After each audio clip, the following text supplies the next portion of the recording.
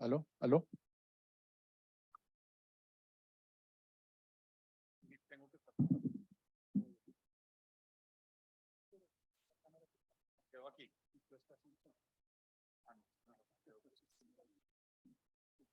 Desde allá te graban el Zoom.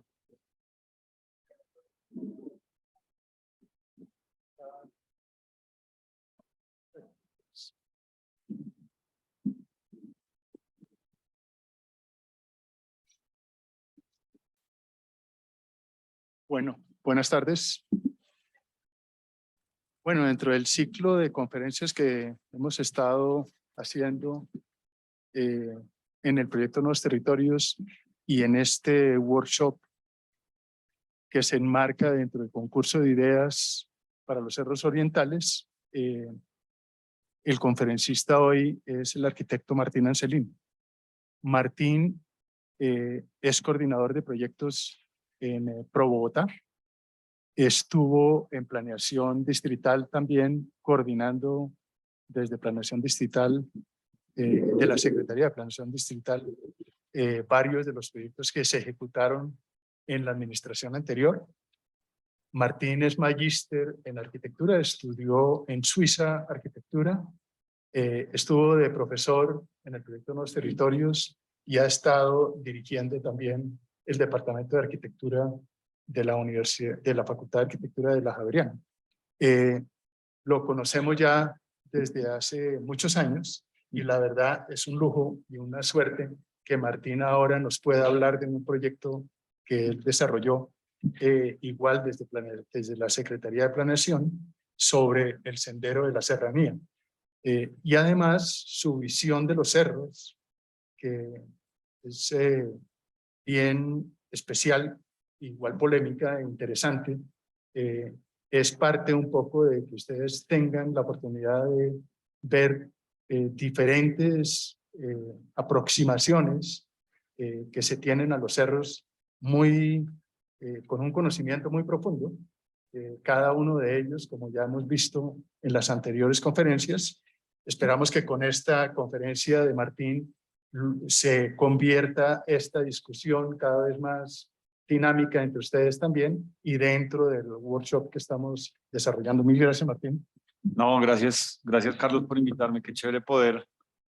Fue muy agradable como desempolvar un poquito este trabajo que desarrollé con un equipo de trabajo en planeación y con otras entidades del distrito en el 2018 y 2019 y de hecho está todavía relativamente engavetado y en todo caso en mi computador estaba engavetado, entonces fue agradable el ejercicio de revivirlo y darnos cuenta de la cantidad de trabajo que hicimos para sacarlo adelante.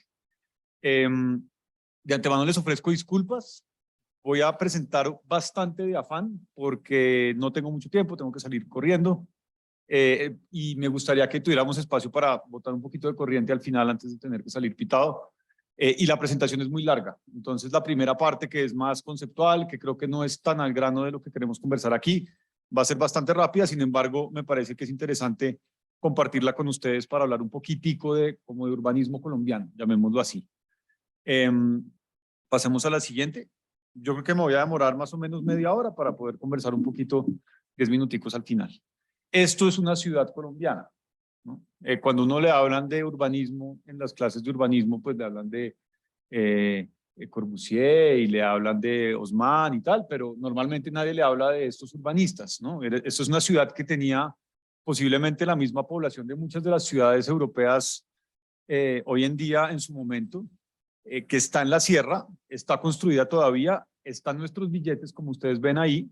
Si quiere vaya medio pasando, Andrés, pero no nos enseñan en la universidad, no la aprendemos, no la analizamos desde el punto de vista de la ingeniería, del urbanismo, y corresponde a una dinámica muy interesante, por supuesto, alejada de esa visión tradicional del arquitecto detrás de su mesa de dibujo con gafas gruesas, ¿no?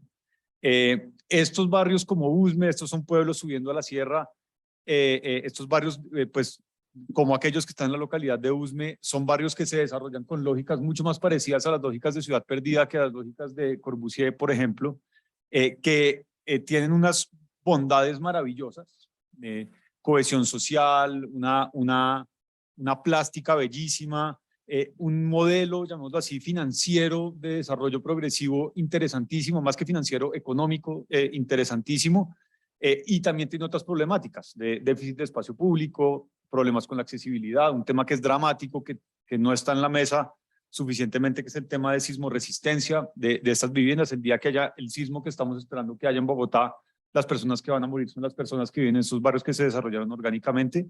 Sigamos, porfa. Estas son las ciudades colombianas. Sigamos.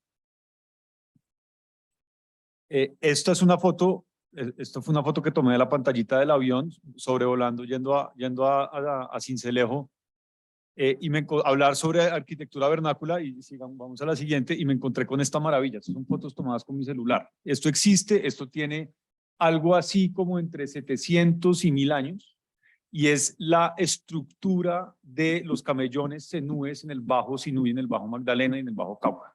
Todavía existen, todavía se ven estas personas que vivían allá y que viven todavía, porque si uno va a desarrollar un proyecto con comunidades cenús, cosa que me ha pasado, se encuentra con que no, nada de palafitos, nada de concreto, nada de nada. Nosotros lo que nos conviene y lo que nos interesa y lo que nos gusta son las estructuras de aterrados, que es básicamente este sistema de irrigación que también está en nuestros billetes, pero que tampoco aprendemos a profundidad en las universidades. Por supuesto, hay muchísima investigación alrededor de estos asuntos, pero no está permeando realmente en el quehacer de las cosas. La prueba de ello es la ingeniería que se está desarrollando para el canal del dique que está adjudicándose por estos días, o las inundaciones que todos los años en la ola invernal suceden en nuestra geografía. Todo esto para decirles, sigamos, que hay que reevaluar algunas cosas de nuestra concepción de lo que es la ciudad. La diapositiva anterior creo que tiene un video, Andrés. Creo que hay como que darle clic ahí. ¿No? Bueno, no, sigamos. Bueno, esta es Bogotá. Ah, sí, véalo ahí. Este es una proyección. Ahorita que estoy en Bogotá estoy trabajando muchísimo con ese tema, que es un tema que me interesa mucho y más que interesarme me preocupa mucho. Y ustedes van a ver aquí lo que ha pasado con la sabana de Bogotá en el último par de milenios, ¿no? Llegó la modernidad y pasó lo que ustedes van a ver que sucedió. Y lo que se viene para la sabana de Bogotá es dramático. Y desafortunadamente, y esto hay que decirlo, no quiero de ninguna manera con esta presentación polemizar ni politizar, simplemente tratar de traer una visión bastante pragmática de lo que sucede con la realidad del planeamiento de Bogotá. Los municipios de la sabana en los últimos 20 años han duplicado su población y en algunos casos triplicado su huella urbana, con modelos que están basados en el carro particular, en el suburbano y ocupando una enorme cantidad de suelo. Y ustedes lo que ven ahí es básicamente lo que ha pasado con Bogotá en el siglo XX. Nos tocó, si ustedes ven los numeritos, los años van mucho más despacio que al principio, porque la explosión era exponencial. Y aquí básicamente hay dos propuestas, estos dos nocturnos de Chopin, perdón el drama de la música, pero este escenario es el escenario de lo que nosotros hemos denominado, y ahorita en Pro Bogotá lo estamos digamos, diciendo con mucha vehemencia, lo que hemos denominado el escenario exponencial.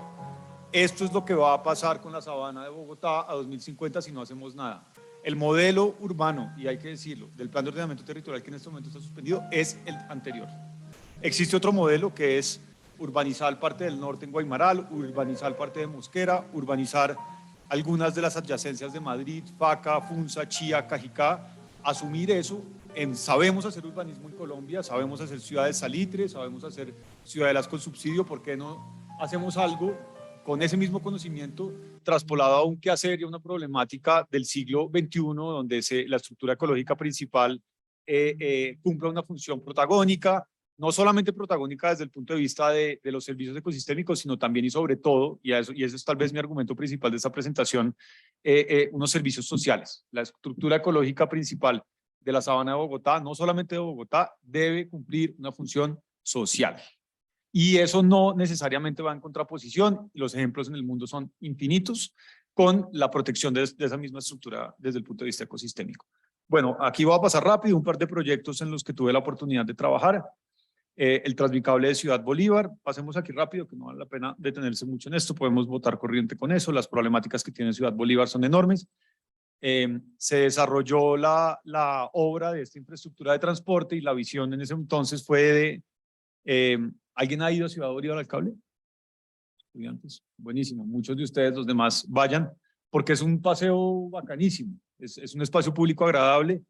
Y básicamente lo que se decidió en ese entonces era desarrollar una serie de espacios públicos e infraestructuras, entendiendo que el cable de Ciudad Bolívar era más que una obra de movilidad, pasajeros, hora sentido o minutos de recorrido, una oportunidad para hacer ciudad en un barrio de origen informal con un déficit de espacio público enorme. Estamos hablando de menos de 1 metro cuadrado de espacio público por habitante promedio. Y se desarrollaron 26 infraestructuras, que son las que ustedes ven aquí, que básicamente contribuyeron a satisfacer la demanda de infraestructuras de espacios públicos, la demanda de esos servicios sociales que la ciudad pues debe prestar en Ciudad Bolívar. Eso se está de alguna manera llevando al ejemplo de San Cristóbal. Yo creo que potencializado, se aprendieron las lecciones digamos, que dejó el cable de Ciudad Bolívar y se está haciendo, yo creo que, por lo menos en lo que he oído, ojalá se lleve a cabo, ojalá se contrate y se haga, no solamente el cable, sino las obras, no en el papel, sino en el diseño. Es una apuesta bastante interesante. Esta es una cartilla que se desarrolló con lineamientos arquitectónicos para los equipamientos que se han desarrollado a lo largo del cable. Solamente por darles un dato, las obras de infraestructura sumadas fueron más costosas que la del cable mismo. Es decir, es mucho más importante la infraestructura social que la infraestructura de movilidad en este caso. Esta filosofía se llevó para el cable de San Cristóbal y también, digamos que a una escala mucho más potente, se llevó para el metro de Bogotá y otras infraestructuras. Ojalá siga siendo así. Bueno, estas son las obras, no nos tengamos acá, pasemos rápido. Un mirador y una alameda y el parque de Limaní que está acá arriba. Sigamos. Estas son las infraestructuras, algunas ya están construidas, ya prácticamente todas están construidas hoy. Y pues es muy emocionante ver eso. La última vez que fue hace como 3 meses, la dinámica social es interesantísima. Además de esas infraestructuras, que es lo que llamamos segundo anillo, hay un tercer anillo que fue una serie de, llamémoslo tercer anillo, una serie de programas sociales. No es mi experticia de ninguna manera, que las entidades del distrito, con unas personas muy enérgicas en el IDU, en Transmilenio y en las diferentes instituciones, desarrollaron con la comunidad, y de verdad uno hoy siente que hay una cohesión social, no solamente alrededor del cable, sino alrededor de lo que pasa en el barrio. Sigamos. Bueno, el metro, aquí yo creo que podemos pasar rápido, no me quiero detener ahí. La misma filosofía de renovación urbana, esto es otra escala. Revitalización se llama ahora, que es un término más bello. Este es el proyecto del Bronx. Estas son las fotos de Google Maps antes de que las cambiaran. Y ustedes fíjense, este peladito que está acá, él empezó a perseguir el carro de Google. Y es un muchacho, es un niño, ¿no? Con la bandera de Colombia. Y esto es lo que era el Bronx hace poco tiempo, hace menos de 4 años, hace menos de una administración, hace 8 años o algo así. Se desarrolló este proyecto con una visión, digamos, muy, perdónenme el término en inglés, muy top-down de desalojo, demolición, etcétera. Yo personalmente veo que hacerlo de una manera distinta hubiera sido difícil, porque las dinámicas que había ya no de narcotráfico, sino de mafia profunda, eran muy fuertes. Y hoy en día se está desarrollando, en este momento se está adjudicando la obra de la primera fase, que es lo que es el edificio 15 y 14, el 15 y 14, que es la antigua Facultad de Medicina de la Universidad Nacional, y lo que se denominaba la Milla, que es una alameda, es una calle abierta que se le está desarrollando una cubierta. Luego viene el edificio 13, que es básicamente una especie como de mercado de industrias y de artes y de creatividad. Se está desarrollando el 11, que es la alcaldía local de Los Mártires, y el resto son visiones que en este momento se están definiendo sobre qué se debe realizar ahí. Ahí está la estación del metro, está Los Mártires, en fin, es un proyecto bastante holístico. Esta administración le ha dado un enfoque que a mí me parece que es chévere, que ha robustecido muchísimo el proyecto desde el punto de vista de la apropiación social, que es apropiación social. Vamos al Bronx a hacer conciertos, seguramente algunos de ustedes habrán ido, eventos, exposiciones, hay muchas cosas sucediendo, sobre todo en ese espacio de la Milla, que es la calle donde los soldados que habitaban hasta hace muy poco la facultad, que se volvió el batallón de reclutamiento de la Guardia Presidencial. Ellos trotaban ahí, y eso ahorita pues va a ser básicamente un gran espacio cubierto para conciertos. Y luego vienen las siguientes fases. Es básicamente el diseño que desarrollamos, que era una estructura muy ligera, pensando en que eso fue Facultad de Medicina, después fue batallón de reclutamiento, ahora será Distrito para las Artes, y en el futuro puede ser otra cosa. Entonces, la arquitectura tiene también que saber ser lo más neutral posible. Pero no me quiero detener ahí. Esos fueron los diseños que hicimos en ese entonces para el Bronx. Perdónenme la imagen repetida. Y ahora sí vamos a hablar del Sendero de la Serranía. Voy a pasarles este libro. Por favor, ¿se lo recomiendo? Porque es la última copia que me queda. Afortunadamente imprimimos pocos en su entonces. Es un sendero en la... Sería un sendero, será, esperemos, un sendero en la 153, desde la séptima hasta el embalse de San Rafael. Quiero compartirles mi visión y ser muy claro con ella, y es que mi apuesta personal, la apuesta de las personas que trabajamos en ese entonces, desde el alcalde mayor hasta las personas que desarrollamos el proyecto, es que los cerros orientales deben ser habitados, deben ser ocupados por las personas. Y esto es muy importante. Yo quiero como sentar ese precedente. Yo creo que desafortunadamente en muchos ámbitos, no en todos, por supuesto, el discurso ambientalista se ha politizado y se ha dejado de lado realmente las decisiones sociales y el impacto real que pueden o no generar las personas sobre la estructura ecológica principal, ¿no? Hay espacios donde definitivamente hay que bloquear el acceso, hay espacios donde hay que fomentar muchísimo la apropiación y hay espacios de, llamémoslo así, de mitigación donde puede haber, dependiendo de la capacidad de carga y lo que los estudios vayan indicando, algún acceso restringido. La reja no es la solución, no es la solución. Lo que están haciendo en los humedales, en los cerros, de enrejarlos es un crimen contra la ciudadanía y contra esa misma estructura ecológica principal, que en muchos casos necesita restauración, necesita apropiación, necesita registro, y no se puede hacer porque hay una reja, ¿no? Y definitivamente hay que poder ir a los cerros. También dentro de esa visión, creo yo que hay que acudir a las herramientas que tiene, llamémoslo así, la ciencia, la academia, las organizaciones como Pro Bogotá, donde yo trabajo, que es una organización, digamos, un think tank, organizaciones como el Instituto Humboldt, que tienen las herramientas para medir y para diseñar cómo debe ser la relación de los ciudadanos con esa estructura ecológica principal. El Sendero de la Serranía se está desarrollando, aquí estamos en el Sendero de la Serranía, estos son los cerros orientales, estas calles existen hoy en día, funcionan así como están. Y ahí están, y por ahí pasan las liebres y pasan los venados.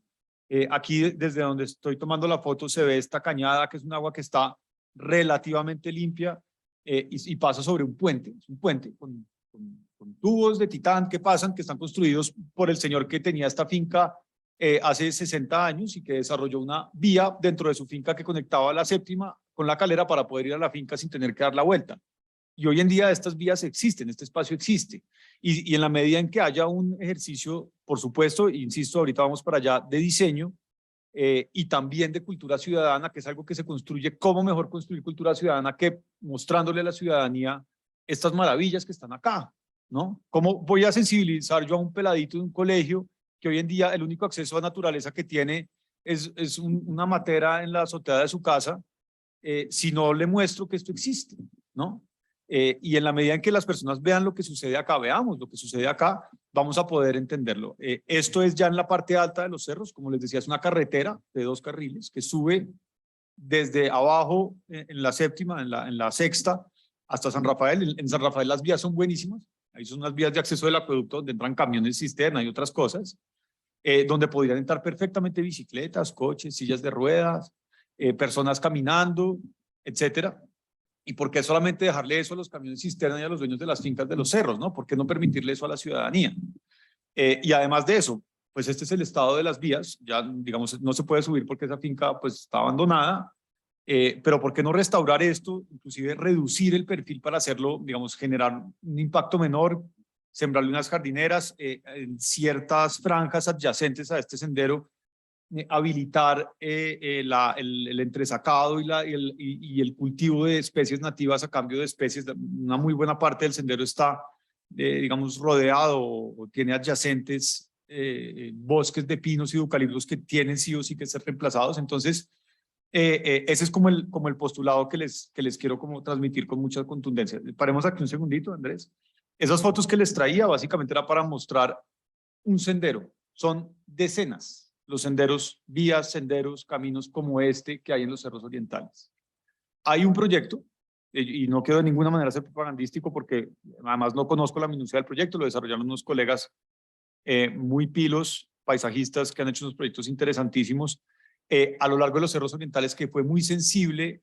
No quiero, nuevamente, no es un proyecto que quiero defender, simplemente quiero decir que ya existen unos diseños. Fase 3 está diseñado, estudios técnicos, licencias ambientales, todo para desarrollar estos proyectos, para construir.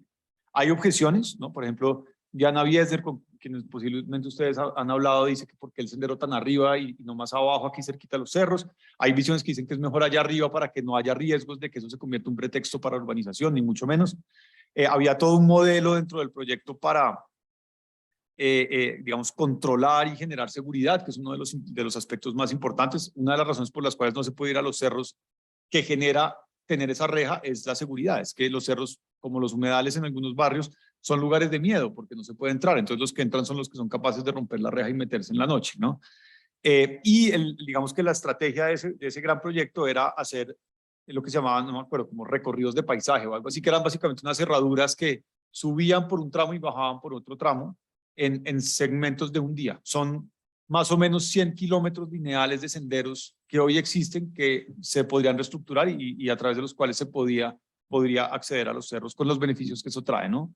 Poder ver la ciudad desde arriba, entender las dimensiones de Bogotá, ver las especies, sentir el agua, ver la luz de la tarde pegando sobre los cerros y muchas otras cosas bellísimas que tendría ese hecho de poder subir a los cerros orientales. Este proyecto es un proyecto que, como les decía, desarrollamos entre el 2018 y el 2019 sobre una vía existente en una finca de una familia, y básicamente lo que planteaba era, digamos, recuperar esa vía, acceder a ella a través, en una primera fase, ya voy para allá, por un espacio público existente, en una segunda posible fase a través de lo que sería una cantera, que eso tiene unas connotaciones difíciles, cambiar el perfil, reducir el ancho del perfil, sembrar unas jardineras y generar básicamente dos recorridos, uno para bicicletas de montaña y otro para personas caminando, segregados también por una jardinera y una cosa que llaman los ingenieros obras de arte, que son básicamente concreto, ¿no?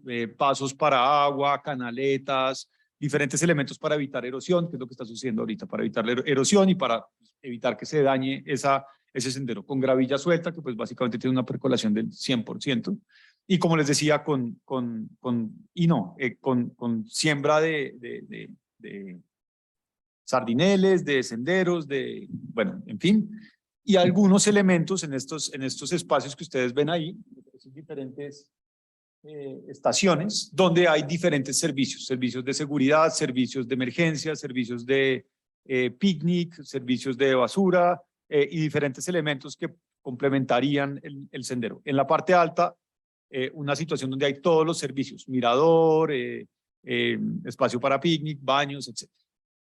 Esto se puede hacer, esto está diseñado, no quiero decir que en otros países sí lo hacen, pero en otros países sí lo hacen, se puede hacer, el territorio danés toda la estructura ecológica principal es asequible, en Suiza los senderos ecológicos son un derecho ciudadano, está dentro de la ley, es un derecho ciudadano poder subir a cualquier bosque, poder entrar a cualquier bosque, y están todos los bosques abiertos, y uno va al bosque y están lleno de gente, niños, viejos, lleno de gente yendo a los bosques, no hay por supuesto ni un papel, nada, de vez en cuando hay unos puentes maravillosos, sutiles, elegantes, bien diseñados, en madera, en acero, en concreto, no importa, cumpliendo funciones, como les decía, funciones sociales.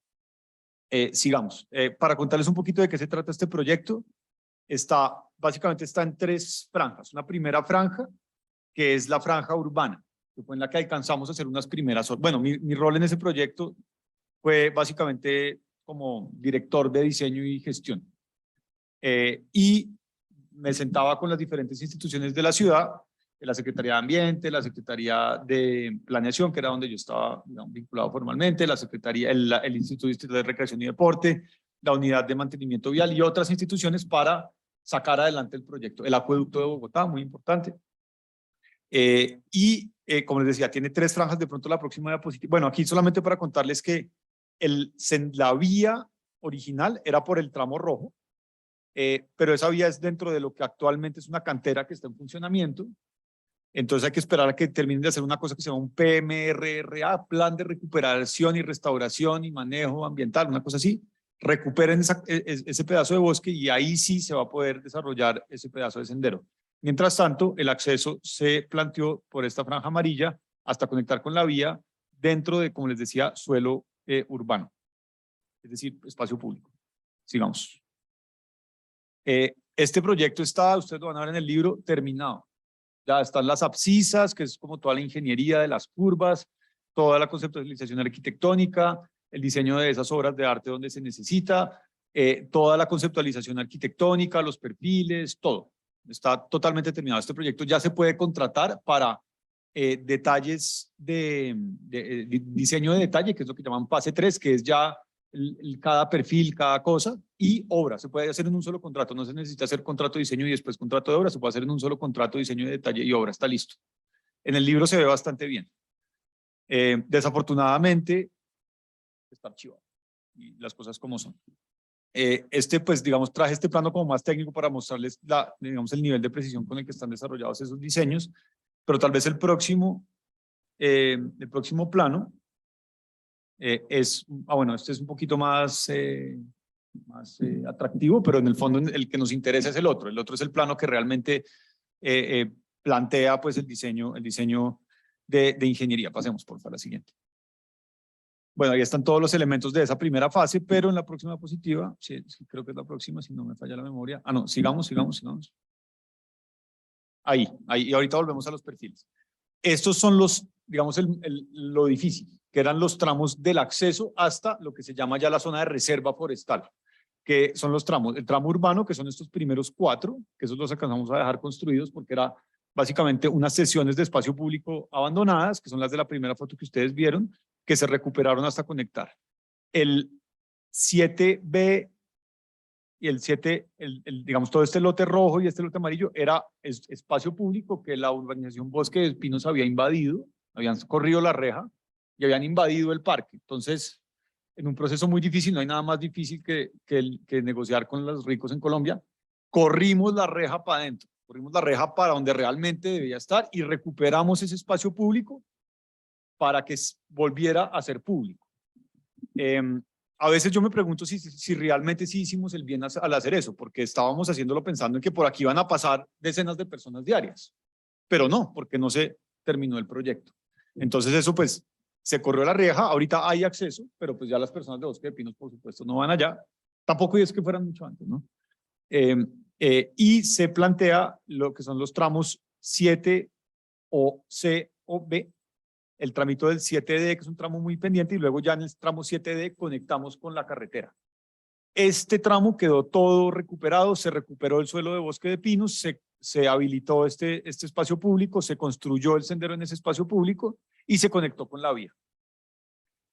Logramos comprar el lote es un sendero de más o menos 7 kilómetros, de un lote de 20.000 millones de pesos, yo no me acuerdo cuántas hectáreas eran ya, algo así como 50 hectáreas, algo de ese orden, no me acuerdo, a una familia que era la dueña de esa finca originalmente, que era una finca que se llamaba La Serranía, por eso le pusimos al sendero La Serranía, y pues por el nombre, por supuesto.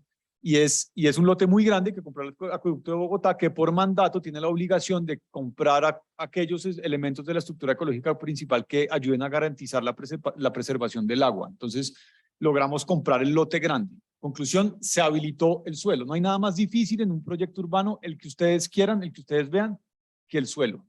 Es lo más difícil, ¿no?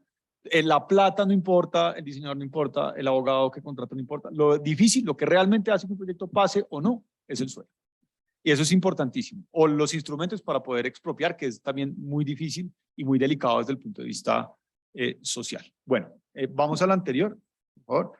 Estos son los perfiles, como les decía, son, dependiendo del perfil existente que hay en la vía, son más o menos anchos. Hay unos tramos que son unas carreteras enormes donde hoy en día todavía pasan las tractomulas y las retroexcavadores de esa mina, es decir, invaden la zona de reserva para salir y entrar de la mina.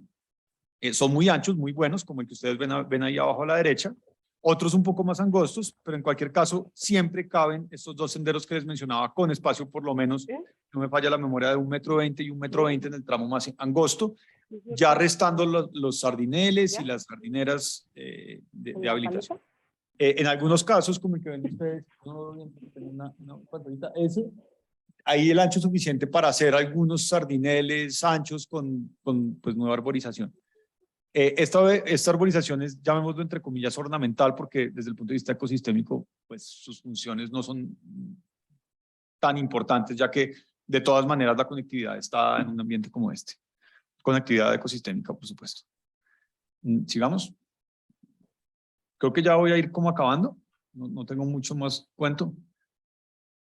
Estos son básicamente, esta diapositiva la saqué de una presentación que hicimos como para sentar a todo el mundo en la misma mesa y a ponernos en la película, solo para mostrarles como las dificultades de entender qué sucedía en cada uno de los casos y cuáles eran las decisiones que había que tomar en cada uno de los casos y lo que pues fue sucediendo. Sigamos. Igual. Este es digamos ya el planteamiento final del proyecto con las estaciones, digamos, los servicios que prestaba cada una de las estaciones, llamadas de emergencia, puntos de agua para hidratación, baños más pocos, porque los baños digamos que sí tienen una connotación, es que pues, hay que hacer un pozo séptico y esto tiene dificultades más que técnicas, porque si eso se maneja bien puede inclusive ser un fertilizante. Normativas, ¿no? La norma no permite desarrollar pues, baños en la estructura ecológica principal. Desafortunadamente, porque si se hacen bien nuevamente, pues pueden funcionar bien. Y esto conectaba, perdónenme estos renders que son inmundos, pero esto conectaba con lo que era el proyecto del Parque de San Rafael. El Parque de San Rafael es aquí, es decir, el embalse de San Rafael el agua alcanza a verse aquí abajo de la imagen. Ese punto donde está Andrés es la cima de la montaña, es la cima de los cerros, de ahí se baja hacia el embalse de San Rafael, que fue en algún momento un espacio público. Si uno va al embalse de San Rafael todavía se ven las ruinas de los kioscos de picnic y los kioscos para hacer asados, todavía existen las infraestructuras, pero eso desafortunadamente se cerró. Ese proyecto también estaba diseñado y digamos que no ha tenido luz verde en mi criterio, y eso pues por supuesto es subjetivo, por visiones que realmente no están sustentadas en la ciencia, son visiones que tienen una visión más política que cualquier cosa. Este es básicamente el look and feel del proyecto. Digamos. Y esta es básicamente la aproximación. Sendero, señalizado, seguro, pues muy verde obviamente, muy delicado. Hubo un momento una discusión que tuvimos no, que es que hay que hacer eso de concreto permeable. Y finalmente cumpliría las mismas funciones que esto, porque es concreto permeable y si la liebre tiene que pasar al otro lado, pues pasa sobre el concreto permeable. Pero era además de muy costoso, digamos que un impacto sobre todo visual y estético, porque no es realmente un impacto ambiental de que estamos degradando y acabando con los cerros, no, porque es permeable. Si no fuera permeable sí tiene unas connotaciones distintas. Pero pues finalmente era más que todo como innecesario, ¿no? Absurdo. Obviamente el mantenimiento de esto es mucho mayor y las obras, no somos buenos en hacer mantenimiento, solamente es ir a la Plaza de Lourdes y uno se puede dar cuenta de que no somos los mejores para hacer mantenimiento o ver el estado de la aceituna peatonal, que es una obra nueva. Pero estos son proyectos, digamos, tranquilos, considero yo, por supuesto, eso es una visión subjetiva. Sigamos. Bueno, además de esto, volvamos un segundito, ya aquí con esto acabo. Había la idea de conectar con otros senderos que hoy en día existen y en muchos casos son utilizados. Hay gente que va a montar en bicicleta, yo he ido un par de veces a montar en bicicleta allá arriba, el Camino del Indio y la subida, bueno, la subida a patios que después se desvía. Hay 3 o 4 senderos que en este momento todavía funcionan, pero que ir allá pues es peligroso, desafortunadamente, y discúlpenme, no pueden ir en muchos casos en las madrugadas las mujeres porque hay riesgos y es una cosa, digamos, segregativa, triste, que pues digamos que no es realmente la conceptualización de un espacio público eficiente. Eso es, básicamente. Ese es el proyecto del Sendero de la Serranía. Quiero terminar nuevamente con este postulado de que yo considero que los cerros orientales son un valor grandísimo, importantísimo que tiene la ciudad. Es posiblemente el mayor valor que tiene la ciudad, es el monumento de Bogotá, son los cerros orientales. Han estado ahí siempre, desde antes de que la ciudad llegara, fueron el motivo por el cual la ciudad tuvo sus primeros asentamientos ancestrales, después fue uno de los motivos por los cuales la ciudad se fundó. Hoy en día todavía nos proveen el agua y todavía nos proveen ese marco de fondo que nosotros tan acostumbrados estamos a tener ahí. ¿Por qué no poder ir? ¿No? ¿Por qué no poder subir allá? El argumento de que vamos a acabar con la estructura ambiental, yo no lo comparto. Yo no lo comparto.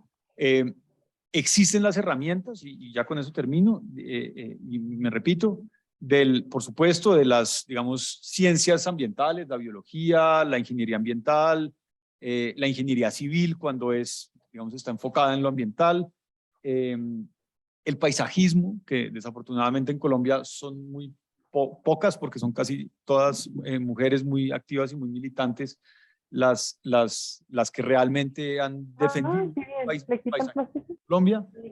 Hay que hablar de paisajismo. Hay que hablar de paisajismo y hay que hacer paisajismo y hay que estudiar paisajismo y hay que diseñar el paisaje colombiano.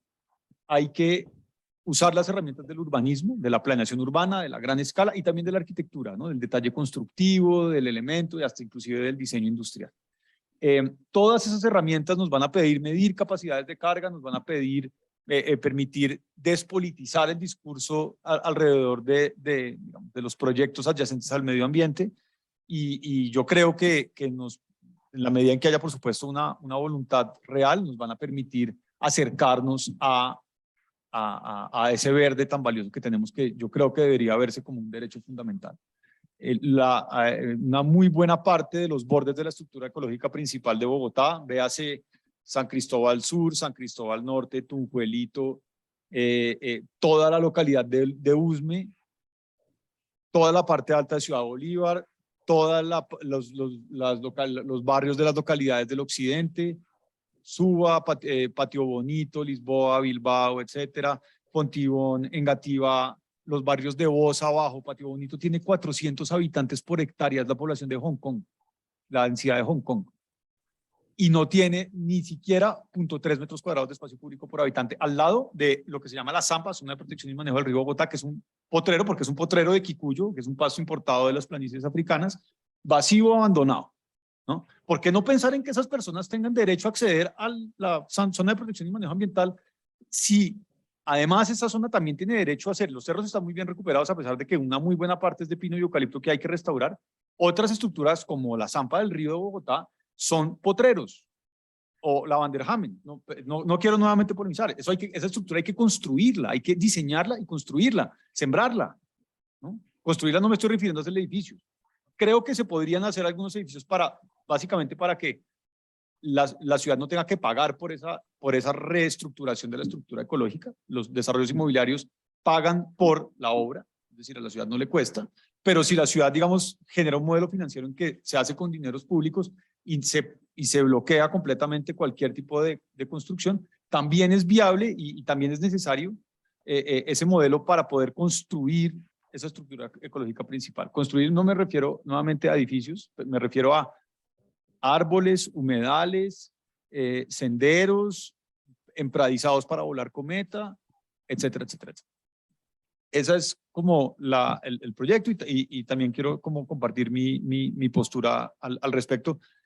También creo que hay que empezar como les decía al principio, empezar a reflexionar qué vamos a hacer con la sabana de Bogotá, porque tengo colgado en mi oficina un plano de 1614, a Bogotá había que llegar en barco, en la zona, en las épocas húmedas, desde Facatativá. Se llegaba a Facatativá en mula y desde ahí se montaban en canoa y llegaban a Bogotá. Hoy en día cada vez más estamos secando la estructura ecológica. Y si no hacemos algo y si no tomamos medidas para proteger esa estructura ecológica, para adquirirla por parte del público y construirla, como les decía, desarrollarla, diseñarla y volverla un paisaje, llamémoslo funcional, pues va a seguir ocupándose como se ha venido ocupando en Bogotá, ya sea con desarrollos informales, como los que están sucediendo todos los días en los cerros orientales y en las zampas de los ríos y los humedales todavía, o con el desarrollo suburbano, que es posiblemente aún más perverso, porque ocupa muchísimo más suelo y está, digamos, diseñado sobre un modelo que ya se ha comprobado que es bastante insostenible. Bueno, con eso acabo. Como ven, es un tema que me apasiona muchísimo y me parece que es valioso. Muchas gracias, Carlos, por invitarme a dar esta discusión, porque es un tema en el que creo muchísimo. Sí.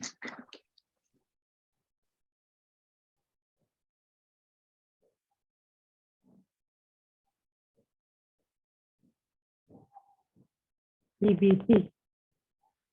brevemente.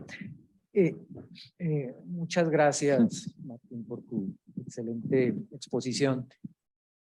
Una primera anotación, y celebro muchísimo algo que has subrayado, que también nos acoge cuando trabajamos el problema energético. Son dos ítems, el ambiental y el energético, que se está llevando a un grado de politización muy peligroso. Claro. Podemos hacer mucho daño con esta politización, ¿no?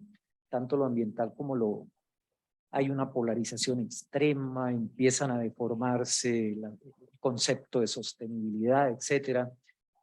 Estas cosas hay que permitir que sean los técnicos, los expertos, desde las áreas del conocimiento que conocen el problema, que sean un poco los que tomen las decisiones fundamentales allí. Y mirando y hojeando el libro, sí, yo inmediatamente busqué el parámetro de sostenibilidad, ¿no? Que eso es un poco la palabreja tranquilizadora siempre, ¿no? Sí. Y ya está de moda. Tranquiliza. Llevarla a feliz término es muy complicado. Es decir, éxitos en términos de proyectos permanentes en el tiempo, que no se deterioren. Todo proyecto debe tener un ciclo de vida. Y este tendrá su ciclo de vida. No puede mantenerse perenne porque en principio con cambios de administración se replantean los objetivos y si hay necesidad pues se destruye un poco ya avances conseguidos en términos de que sea la comunidad de manera directa esto. Entonces, ciclos de vida, mantenerlos, a no ser que sea la comunidad la que Claro. de manera autoorganizativa y bastante participativa mantenga esto vivo, ¿no? Porque yo estoy muy emocionado con este asunto de los cerros. Orientales. Carlos me metió en algo muy lindo, ¿no? Yo no los había mirado como los estoy mirando ahora, ¿no? Uno es habitante de Bogotá desde hace cuántos años chupando evidentemente beneficios, ¿no? Pero muy poco uno se ha fijado en realidad de la inmensa importancia que se tiene allí, evidentemente desde las áreas en las cuales trabajamos. Yo no pertenezco al área de la arquitectura, pero podemos desde nuestra área también hacer aportes modestos, ¿no? Que se puedan convertir evidentemente en puntos importantes allí. Entonces yo te quiero felicitar y con esa juventud ya tanto logro que muestras, ¿no? Está como para aplaudir tu enorme labor y disfrutar de los beneficios de tus logros, ¿no? Muchísimas gracias por tu trabajo, ¿no? No, tocaste un tema, Ana, le deben estar saliendo letreritos, y es el tema de la apropiación de la comunidad, que es importantísimo. Y digamos, acá concretamente, a diferencia, por ejemplo, de Ciudad Bolívar, donde hubo, por ejemplo, un proyecto que había una visión de que había que tumbar y fue la misma comunidad la que lo defendió y lo sacó adelante. Uno de esos 26 proyectos que les mencioné. Aquí estábamos en un contexto, digamos, muy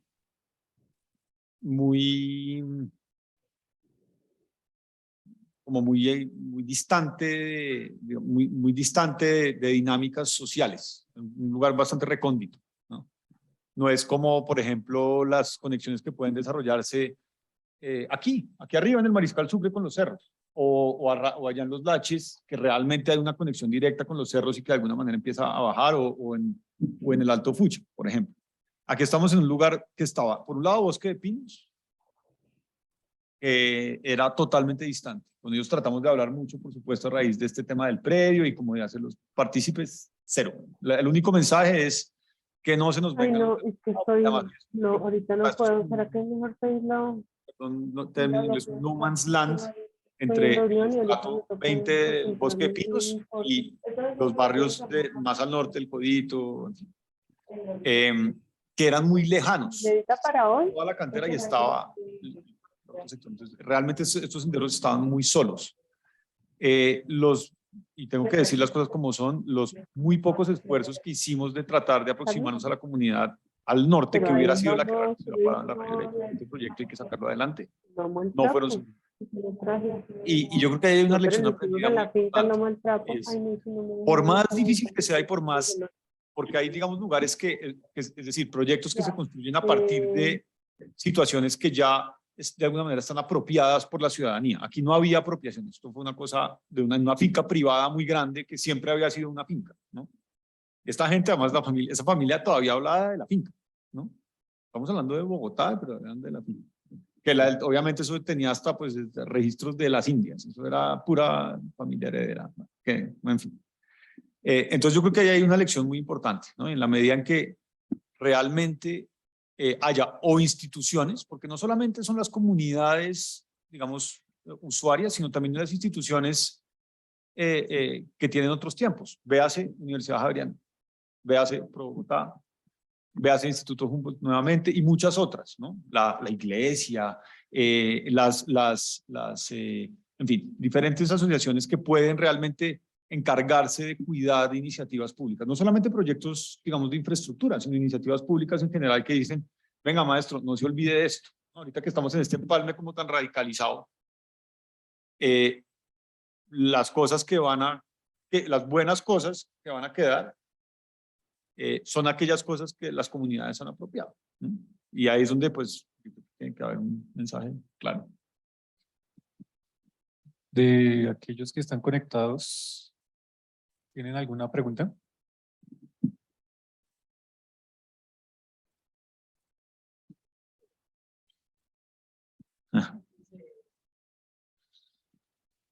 Listo. Martín, muchas gracias. Me toca polemizar, me toca. Claro. Y además es difícil. Ayer lo hablamos con Simón, preciso, y con el equipo. Es difícil polemizar cuando tienes enfrente a gente brillante e inteligente como tú.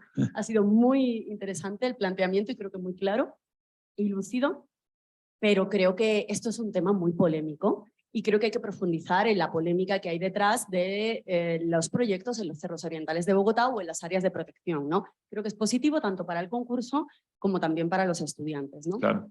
Creo que tú has empezado y has terminado de una forma muy vehemente hablando del posicionamiento personal, pero también del posicionamiento institucional con respecto a los cerros orientales de Bogotá, cuando trabajaste en la Secretaría de Planeación, y entiendo que todavía, ¿no? Porque si es un posicionamiento personal, pues, Sí. pues es un posicionamiento, ¿no? Y yo tengo que decir que a mí es que me parece bastante irrelevante que un alcalde o que una Secretaría de Planeación tenga un posicionamiento, porque al final lo que pasa es que la Reserva de los Cerros Orientales de Bogotá es de escala nacional y uso exclusivo forestal.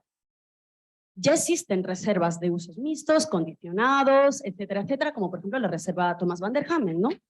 De manera que uno imaginaría que este tipo de proyectos pueden ser proyectos muy interesantes para franjas de adecuación, que es un régimen especial de suelos que admite este tipo de proyectos y que de hecho reserva áreas relativamente grandes para ello. Particularmente en el Alto Fucha hay un área enorme dentro del área de ocupación pública prioritaria para proyectos de disfrute y de amortiguación urbano rural.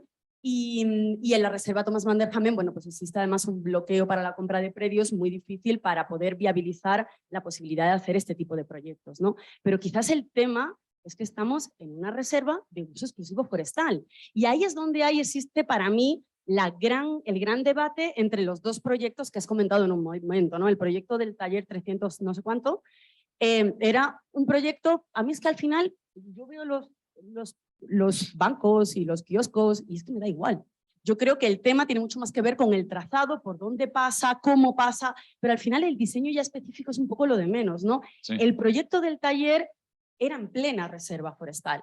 El proyecto de Diana Wiesner era en plena franja de adecuación. Y son dos regímenes distintos de suelos. Y estamos hablando de política medioambiental desde la escala nacional hasta la escala distrital, pasando por las gobernaciones, ¿no? Que también tienen competencias al respecto. De manera que en principio uno piensa, y además esta diferencia entre el proyecto que pasa atravesando los cerros, la reserva, y el proyecto que pasa por la franja de adecuación, también tiene unas connotaciones sociales muy fuertes, porque entonces ya estamos hablando de un sendero medioambiental, pero que integra los barrios de borde donde uno puede empezar a pensar en garantizar criterios de sostenibilidad. Ya sabemos que los recursos no son ilimitados y donde además también existen unas deudas históricas, de manera que si los recursos son ilimitados, planteemos qué pasa en esas áreas de borde, en esas franjas de adecuación. Yo creo que al margen del tema medioambientalista, que también es un poco duro porque yo creo que hay que despolitizar el discurso ambientalista, pero también el discurso del desarrollo urbano. Es decir, estamos en tendencias muy politizadas. Al margen de eso, incluso desde la perspectiva urbanística, digo por mis falencias para poder defender posicionamientos vinculados a la densidad de carga, digamos a la capacidad de carga de un ecosistema, incluso pues eso, uno desde una perspectiva arquitectónica urbanística puede pensar que las franjas de adecuación quizás son los mejores espacios para eso, ¿no? Y quería plantear, porque creo que los dos proyectos es que tenían trazados distintos en regímenes de suelos distintos. Y tú mismo has dicho, y yo estoy de acuerdo, Sí. Lo más difícil en un proyecto es la cuestión predial. Eso es siempre lo más difícil, ¿no? De manera que creo que es importante profundizar en eso, en esos aspectos. Creo que es importante a mí, yo cuando he visto el libro me he ido también a buscar, bueno, ¿dónde están los estudios científicos de capacidad de carga? Porque tú has repetido varias veces eso, pero sin embargo tampoco aparecen acá y creo que es muy difícil porque incluso, claro, yo también estoy intentando estudiar cómo contabilizamos huellas de carbono de proyectos y son cosas que se están investigando ahora, o sea que tampoco hay una claridad de cómo poder hacer esta cuantificación. También hablas de otros países o de otras ciudades, en Suiza, no sé si te refieres a Berna, Ginebra, porque igual aquí estamos hablando de un área de reserva medioambiental al borde de una gran ciudad, no es lo mismo que una área de reserva ambiental pues por allá en un ámbito rural, ¿no? No sé, yo vengo de Estados Unidos, pues esto te contaba ahora, y la gestión de los Estados Unidos, ellos son muy capitalistas y neoliberales para todo, menos para sus áreas naturales, ¿no? Las áreas naturales son federales y tienen un sistema súper estricto de gestión. También me pregunto si los problemas son de gestión. Tú, si la gestión la tienes muy clara y muy estricta, de pronto uno puede llegar a entender. Y uno defiende la descentralización de muchos recursos, pero para mí los medioambientales, descentralizar los recursos medioambientales ha sido un problema en muchos países, porque las alcaldías y las gobernaciones se han dedicado a recalificar suelos con fines ya sea de recalificación de suelos para ingresos o ya sea de fines políticos, ¿no? De manera que también ahí existe un problema, ¿no? Yo creo que la reserva de los cerros personalmente, y creo que también es una posición personal, debería tener una gestión de escala nacional. Y creo que nos ahorraríamos muchísimos problemas de intereses políticos si los viésemos desde esa perspectiva. No lo sé si va un poco por ahí el asunto, pero creo que es importante, no hay ninguna pregunta concreta, como ves, pero sí creo que hay una reflexión que nos permite profundizar un poco también en el debate y la controversia, que es muy fuerte y yo creo que es importante que nos acerquemos a ella y que cada uno también tenga un poco un posicionamiento particular. No sé si tienes algún Sí, claro. comentario al No, respecto. mejor dicho, mi visión es que debería haber senderos en la franja de evacuación y arriba, y más arriba, y en San Rafael. Pero esa es tu visión, pero ¿qué pasa? Que Y- si hay una normativa, ¿tu visión es que te da igual la normativa? O sea, No, digamos, la normativa es la normativa y muchas veces la normativa, es decir, la normativa es ponga una reja. Hoy en día la normativa es esa, es no se puede entrar. Esa es la normativa. Sí, bueno, no, digamos, es que son y suelos yo creo privados además, o sea, es que ni cada siquiera- vez menos, porque realmente el acueducto ha hecho una labor desde hace mucho tiempo, desde la sentencia del río Bogotá, en adquirir suelo. Hay mucho suelo privado y en teoría esas vías, muchas vías tienen registros, CBD se llama, código no sé qué de vías, que es, son vías reconocidas, existen como vía, pero no se puede entrar, están cerradas. Entonces, bueno, por supuesto, no estoy diciendo que hay que saltarse la reja, aunque me ha tocado saltarme nada más de una vez para subir allá, ¿no? Lo cual me parece absurdo, pero bueno. Lo que sí estoy diciendo es que hay que revisar dónde va la reja. Y mi posición es que yo no estoy hablando digamos, lo que yo estoy diciendo con toda la claridad es que hay que controvertir esa visión, digamos, legalista, de que las zonas de reserva deben tener una reja. Sobre todo en un contexto como el de Bogotá, ¿no? Esto tiene las mismas valores que el bosque del Chiribiquete. No quiero de ninguna manera decir que esto no es valiosísimo desde el punto de vista ecosistémico. Precisamente por eso es que hay que poder ir, ¿no? Por el valor ecosistémico que tiene. Hay que poder ir a todo. Digamos, yo creo que, es decir, si se logra hacerlo de la franja de adecuación, que es lo que Diana Wiesner ha propuesto con mucha energía, sería maravilloso y por un tiempo suficiente, digamos, aceptable. Pero hay que hacer mucho más, mucho más. El déficit de espacio público en Bogotá es antiético. Además, no solamente el déficit, sino la inequidad en acceso al espacio público, porque por un lado están las familias más ricas que o tienen club, o tienen finca, o tienen acceso al verde, o viven cerca al parque Simón Bolívar, o al Parque del Virrey, o al Parque del Tunal, que digamos que son personas con menor capacidad adquisitiva, pero algunas pocas familias que tienen acceso a ese verde, pero la gran mayoría de los bogotanos no está teniendo acceso al espacio verde, ¿no? Entonces, ¿por qué no? Que es que hay una norma que dice que eso es reserva forestal nacional. Sí, por supuesto, hay que respetar las normas, pero hay que también poner sobre la mesa la cuestión de, venga, un momentico, digamos, hay dos situaciones, un bosque cerrado esperando, porque es que, digamos, esperando ser apropiado en el buen sentido, apropiado en el sentido de la palabra apropiación, ser, digamos, generarle identidad a unos ciudadanos también, ¿no?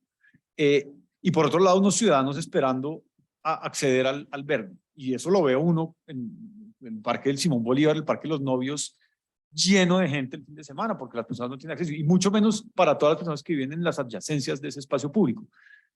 Ahora, ¿cómo hacerlo? Digamos, acá hay una propuesta más muy desde, ni siquiera había paisajistas, había un muchacho que era, digamos, estaba terminando su maestría en paisajismo, pero lo hicimos muy de arquitectos y es muy espontáneo, entonces tiene unos estudios de capacidad de carga y tal. Pero esa es la discusión que hay que dar, ¿no? Además, en la medida en que esa discusión se vaya dando con pragmatismo, y hago énfasis en esa palabra, pragmatismo desde lo social y desde lo económico y desde lo ambiental, también lo social y lo económico. Estamos en una estructura ecológica urbana, finalmente, por más de que sea la parte alta que está a 1 kilómetro de la séptima, ¿no? Porque los senderos pues eran más arriba, no están pegados, sino allá más arribita. Estamos en una estructura ecológica urbana. Uno va a Caño Cristales y cuando es temporada alta está así de gente. Eso es lleno de gente, pero lleno. Y es Caño Cristales que eso sí que es delicado.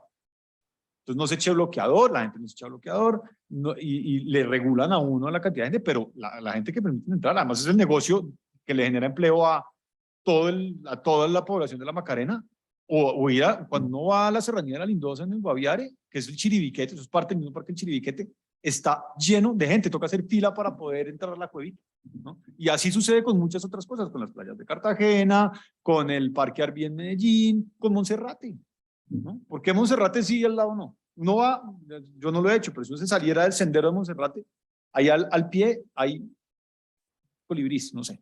Dentro de mi ignorancia y por supuesto con todo el respeto por la aproximación biológica, y será interesante que aquí pudiéramos tener alguien que además que debatiera, ojalá que dijera, no, sí, ¿sabe? Yo he discutido con de hecho es familiar mío, que es el profesor Andrés Eter, que es profesor de la FEAR acá, muy respetado y todo, que me decía, no tiene nada que ver. No tiene nada que ver el tema de la bandera James, no es, además, él ya es el otro extremo, ¿no? O sea, eso de la bandera James, él era discípulo de bandera James.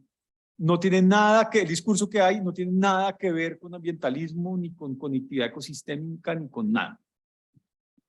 Eso lo decía él, no lo digo yo, ¿no? Entonces yo creo que hay que realmente ponerlo sobre la mesa.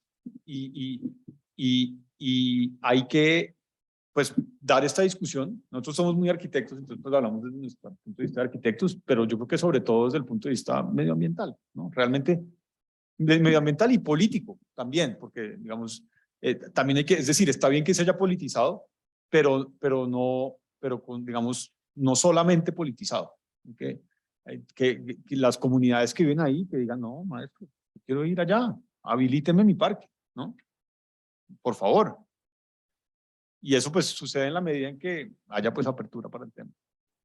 Lo que pasa es que a mí me parece que el hecho de que hagas todos estos Sí. ejemplos de cómo la capacidad de carga está desbordada en estos parques naturales de los que has hablado, de escala nacional, precisamente corrobora el hecho de que es un peligro plantear cualquier tipo de infraestructura recreativa en los cerros orientales si no existe un sistema de No, gestión mira, yo muy me he sólido y dedicado, muy fuerte, yo ¿no? con mi oficina he hecho 6 infraestructuras, acabamos de terminar unas infraestructuras en La Macuira.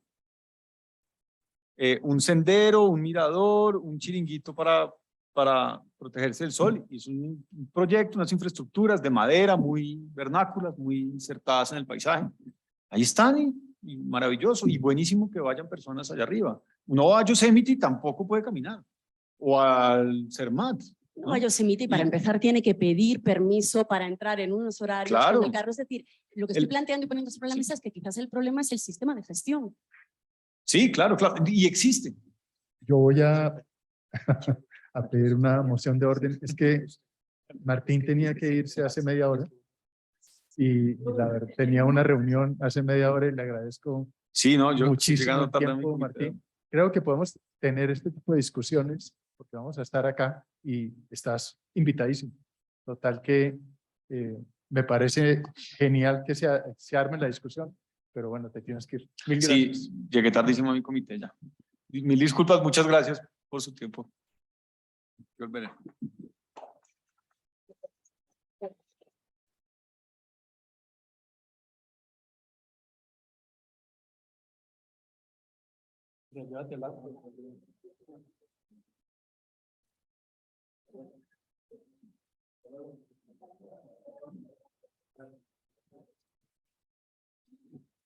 Bueno, no, Ana, yo creo que vamos a abrir la discusión porque la planteó pues, muy bien Martín con su exposición y Ana con sus comentarios, que yo creo que es parte de este ejercicio.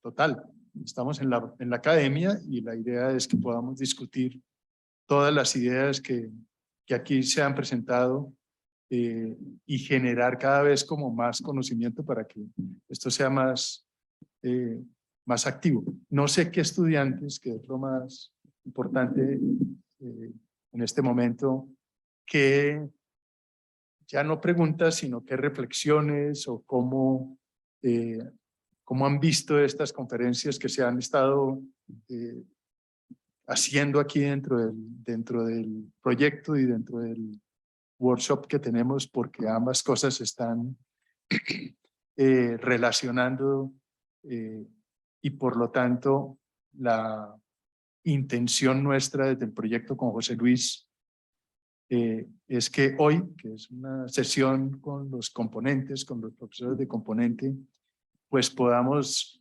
con ustedes un poco empezar a discutir el tema que tenemos del concurso, que todavía no se ha lanzado públicamente, porque hemos esperado inclusive este momento o esta semana de reflexión, de conferencias, de información, que creo que ha sido bastante interesante en todo sentido. Y aprovechar como este momento también con los profesores de componente para que nos comenten un poco cómo ven. Ya explicó Edgar un poquito, pero me gustaría que profundizaras un poco más desde tu componente, cómo ves el tema del concurso. Igual Ana, obviamente, Juan David, ¿qué piensas? José Luis, que ha estado pues muy atento a todo esto y que con los dos como directores, César, ¿cómo ves la cosa? Estamos construyendo un poco en este momento desde el proyecto Nuevos Territorios cómo vamos a abordar el concurso. Por lo tanto, hoy puede ser un momento bastante interesante para que casi que de una manera muy tranquila cada uno exponga puntos y entremos un poco a conversar sobre cómo vemos el tema. Las bases del concurso como tal, esperamos que se nutran también de todo esto que ha pasado en esta semana y vamos a ver si las podemos sacar este viernes posiblemente. Todo pinta a que si están bien y si hay comentarios todavía, porque se están construyendo con una mesa técnica que nosotros participamos y que interviene la Secretaría de Ambiente, interviene la Secretaría de Planeación y interviene un grupo de personas que, como el equipo de Diana Wierner, que hemos estado todos como pensando, bueno, cómo desarrollamos este trabajo del concurso. Bien, no sé, Edgar, si quieres comenzar. Gracias. Ya lo hemos estado hablando. Vamos a trabajar el problema del agua. Vamos a focalizarnos en eso, específicamente. Vamos a mirar un poco con vigilancia científico-tecnológica, etcétera, el estado en que se encuentra el recurso hídrico, sobre todo en términos de disponibilidad, no en presencia o ausencia de agua, pero sí en términos de recurso hídrico, en términos de disponibilidad. A mí se me olvidó preguntarle a Martí porque él decía, habló de agua relativamente limpia. Es decir, bueno, hubo una duda ahí. No sé si se habrá monitoreado la calidad de agua. Bueno, incluso tenemos allí alimento, hasta el acueducto, tenemos el alimento de agua de Bogotá, prácticamente está por allí, ¿no?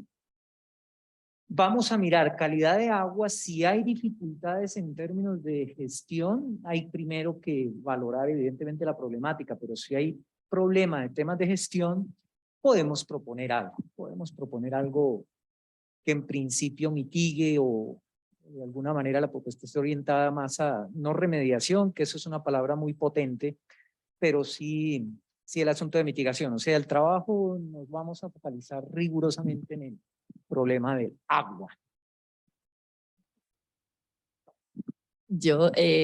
Nosotros hemos empezado a hacer como una cartografía de abajo arriba, ¿no?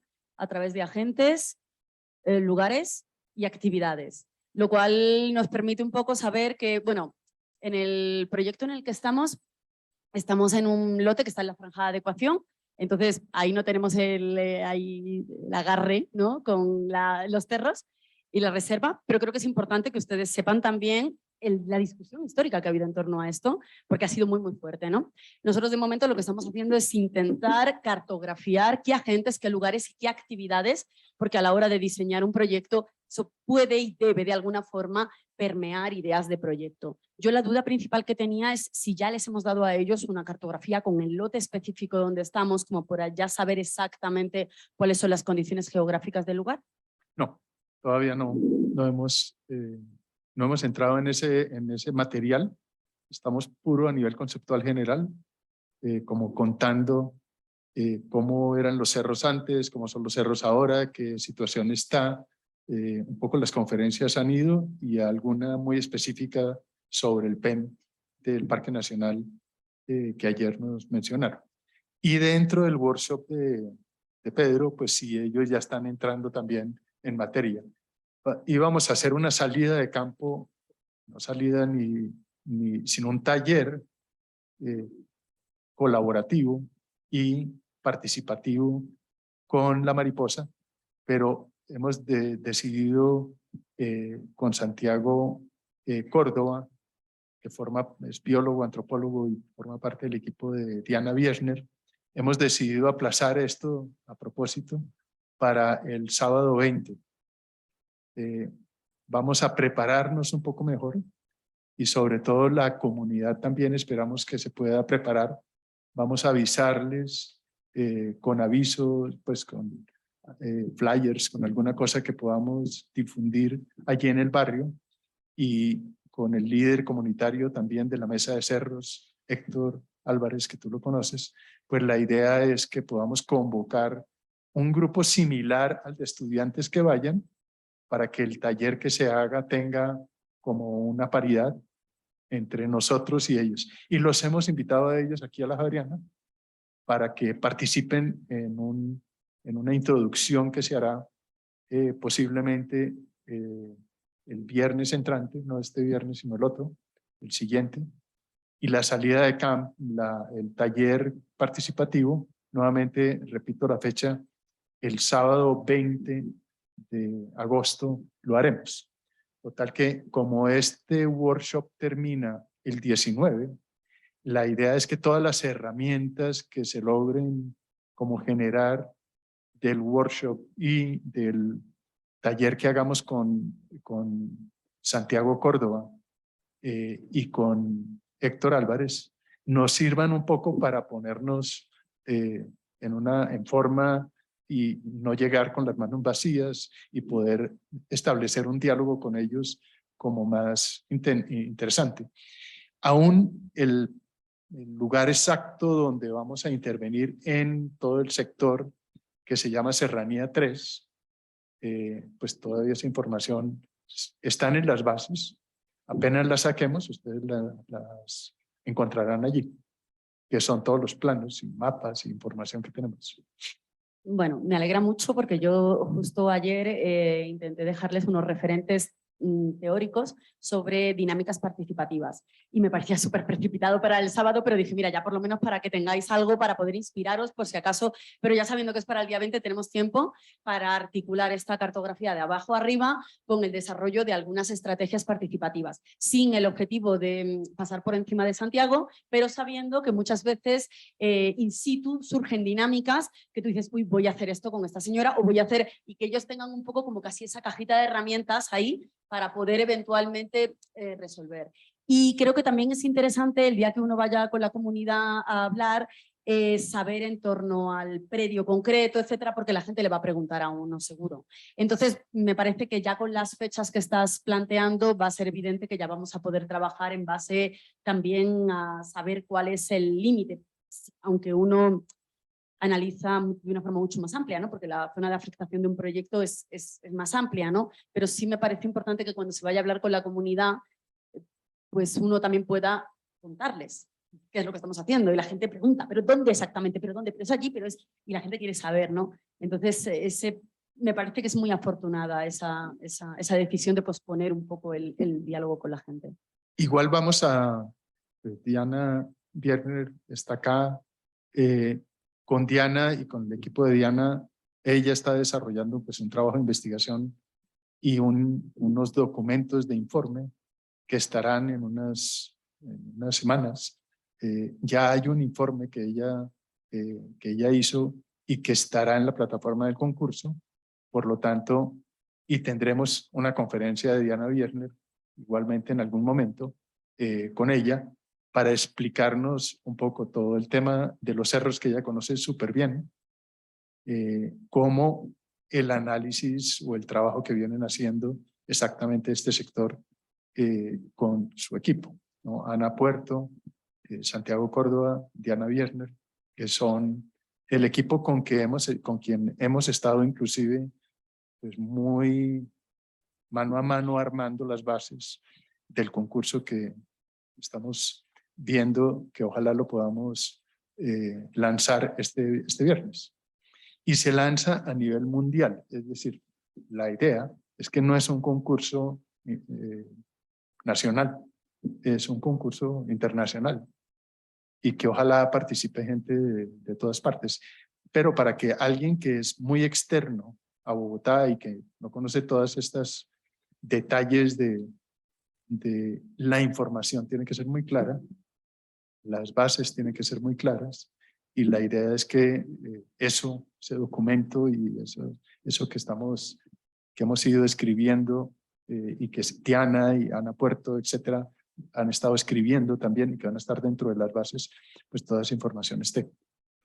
Es un concurso además muy particular porque no es, vuelvo a este tema de los concursos que todos los que hemos participado en concursos pues conocemos cómo funcionan. La idea es que este concurso, al ser de ideas y colaborativo, que ya hablábamos contigo, Ana, la complejidad que tiene el tema de las ideas, y colaborativo, los jurados van a estar, como han estado, dando conferencias, ¿no? Y estarán dando conferencias. Y además expondrán sus puntos de vista o sus posicionamientos. Por lo tanto, el concursante o los concursantes van a tener una información que normalmente en los concursos no se tiene. Y es que uno hace un concurso, tiene las bases, interpreta las bases. Incluso los jurados también las interpretan por su lado, porque simplemente es un equipo totalmente distinto para explicarles cómo es un concurso. Un grupo, un equipo técnico elabora unas bases de un concurso y las sacan, las publican, la gente se inscribe y los jurados son invitados por otro lado. Aquí hemos intentado, y esto es lo interesante, articular todo. Es decir, los jurados están participando en las bases. Ana recibió el link de lo que estábamos armando de las bases hace ya como un mes, ¿no? Un poco más. Diana Wierner y su equipo también han estado viendo las bases, las han construido con nosotros. Por lo tanto, aquí hay un trabajo entre los jurados, el equipo y de la mesa técnica, que además son jurados también algunos de ellos, como el caso de María Mercedes Maldonado, que ha estado muy pendiente de estas conferencias y que es de la Secretaría de Hábitat. También ha estado, obviamente, construyendo las bases juntos. Entonces, es un trabajo colectivo que quiero que ustedes lo entiendan también y que sería muy interesante ahorita que tenemos unos días de discusión, que ustedes también nos den opinión, que eso nos enriquece un poco a todos. Entonces, preguntas, conferencias como la de hoy también fueron parte del asunto. Bueno, Juan David. Bueno, yo quería dar como un punto de vista, como desde mi cercanía que he tenido con los cerros, perdón, desde la espalda. Digamos que los cerros sí tienen las personas normalmente que habitan Bogotá y que practican algunos deportes como ciclismo, como senderismo. Estamos cerca a los cerros porque pues constantemente vamos a ellos. Pongo mi caso puntualmente, yo a los cerros voy constantemente gracias a la subida por el Verjón, por la vereda del Verjón para Choachí. Desde ahí hay un ingreso a un parque que se llama el Parque Metropolitano, que hace parte de Bogotá, pero realmente no es muy usado, solo por ciclistas. Ese parque le permite a uno recorrer todos los cerros desde el centro hasta el norte, hasta la vía que conecta con Patios. Uno puede llegar a Patios por ahí, por detrás, exacto. Y además, digamos, las formas informales de ingreso a la montaña, como es la vereda La Vieja, que en una época, pues, así como lo decía Martín ahorita, tenía una reja, que Barrio Rosales colocó una reja para que la gente no ingresara a la vereda, al río, digamos. Y uno tenía que entrar de una manera informal. Voy a poner un caso que es un poco ilegal, pero suena interesante para llamarla acá. Cuando yo quise entrar a ese río, pues no me dejaron ingresar porque había una reja que limitaba el acceso. La forma para ingresar fue irme hasta la Quebrada Las Delicias, que quedan las 60, si no estoy mal. Ingresar por ahí, que sí es permitido el ingreso, subir hasta el río y irme de una forma escondida, porque hay policía que vigila, entonces me fui como entre maraña, para irme por los cerros orientales caminando entre la misma maleza, entre la misma montaña. Así pues logré llegar a la Quebrada La Vieja, pero la forma para salir de ahí pues, fue saltar la reja que limitaba el acceso. Creo que estas barreras que ponen han limitado el acceso a ellos, a los cerros, y si uno mira los cerros siempre tienen como un pensamiento, una protección, llamaría yo digamos sagrada, ante los pensamientos indígenas vernáculos de aquí de Bogotá, o de Bacatá, que se llamaba para los muiscas, en donde los cerros siempre han sido, primero, una representación de los dioses para ellos, donde Monserrate o Guadalupe era el dios Sol y el dios y la diosa Chía o la diosa Luna, que el catolicismo digamos que lo adaptó de alguna manera, pero me parece interesante también traer a colación estos pensamientos indígenas o muiscas para el concurso. Me parece que sería una buena base, una información interesante. Ellos ya tenían senderos antes sobre la cordillera oriental, incluso conectaban con algunas lagunas de Siecha, tenían todo un recorrido sagrado alrededor de él, que sería interesante poder rescatar esta sabiduría a través de los mismos cerros, que siempre han sido pues, algo muy sagrado para ellos como tal. Ya si hablamos un poco de la ingeniería civil y de la construcción, Para estos senderos toca evaluar varias condiciones, como es el suelo, mirar qué tan arcilloso es el suelo, qué tanta debilidad tiene este suelo, porque hay muchas formas de impactar en la construcción, donde los senderos que se van a habitar, desde formas de concreto permeable o solo manejo de unos suelos para mejorar pues, la capa de la pasarela como tal, como también hacer pasarelas elevadas para mitigar el impacto en el suelo y darle una continuidad al medio ambiente y permitir que la humedad pues, se transfiera sin que afecte la estructura. Esos son como los comentarios generales. Pues digamos que también la invitación es que se acerquen a los cerros. Ya mencioné algunas formas de ingresar a ellos interesantes. La de la vieja ya no es ilegal, ya es legal porque ya abrieron esta reja, entonces ya se puede ingresar de una forma abierta y pública. Y realmente hay una riqueza muy interesante en los cerros desde lo biótico y desde lo ambiental y el agua también, que es como la parte fundamental de los cerros. Yo complementaría tu intervención. Muchas gracias. Tal vez, sin duda, pues la escala y la complejidad del problema es algo que yo con algunos matices he mencionado y aproximarla no es tan fácil y en algún momento que vimos aquí al comienzo una presentación con Carlos, pues es bien interesante ya la identificación, por ejemplo, de estas áreas más concretas que siguen siendo extensas con un tema socioespacial más que de oportunidad para no estigmatizar porque hay dificultades, pero es más una oportunidad esta área que está la relación urbana, el codito, en esa proyección hacia eso que es la Calera, creo que sí sale a la Calera, ¿no? Ya ir identificando esas zonas de cantera, esas complejidades, pues me parece que empieza a ser una escala, si bien le entendían en algún momento, que no empieza a ser tan, digamos, en la relación norte-sur de los cerros, sino que empieza a tener una especie de cierre o de relación más oriente-occidente, pero no solamente espacial, sino social. Y frente a los muiscas, yo estoy trabajando con una comunidad muisca de Bosa y solamente el aporte lo podemos ir traduciendo y lo podemos ir aterrizando. Es que ellos manejan una geometría muy interesante porque es distinta a la nuestra. Nosotros podemos estar en función de una retícula, de una repetición, etcétera, diferentes cosas que hemos ido sacando de las diferentes, digamos, como procesos de ocupación del suelo, formales y no formales, pero ellos hablan de una geometría arqueoastronómica. Entonces, en algún momento podemos ver cómo uno puede rastrear algunos temas de asociación. Ellos se enfocan muchísimo en la relación Sol-Luna, y eso es muy interesante para todo el tema de gestión de agua y el tema de gestión de energía.